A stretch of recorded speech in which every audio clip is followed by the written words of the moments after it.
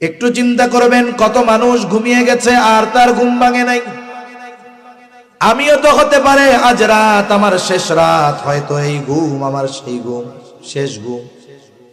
এখন আমাকে তো মৃত্যুর পরে আল্লাহ তাআলার সামনে দাঁড়ানো লাগবে।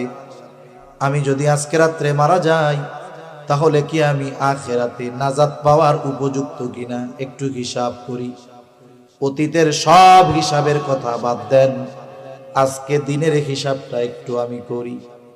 একটা মানুষ যদি 5টা মিনিট ব্যয় করে, 5 মিনিট থেকে 10 মিনিট, সে তার সারা দিনের ভালো কাজ আর মন্দ কাজের হিসাব বের করতে পারবে কি পারবে না?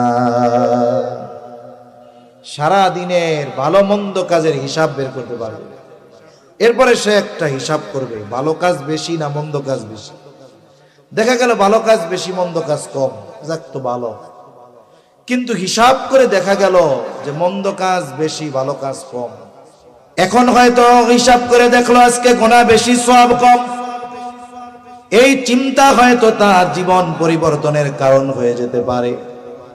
হয়তো তখন আল্লাহ তাআলার কাছে তাওবা করবে, বলবে আল্লাহ আজ রাতে যদি মারা যায়, আজকের হিসাবেই তো আমার গুনাহ বেশি সওয়াব কম। আয় আল্লাহ, জীবনে অনেক পাপ তো করেছি, আয় আল্লাহ আপনি আমার গুনাহগুলো মাফ করে দেন, আর আগামী থেকে গুনাহ করব না।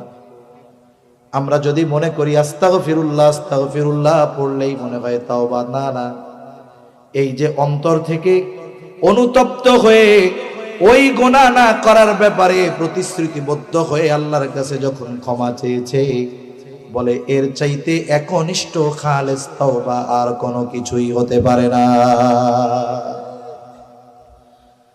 আল্লাহ না করুন ওই ব্যক্তি যদি রাতের বেলা মারা যায়, খালেস তাওবা নসিব হয়ে গেছে, আশা করা যায় কিয়ামতের দিন নিষ্পাপ হিসাবে আল্লাহর সামনে দাঁড়াবে।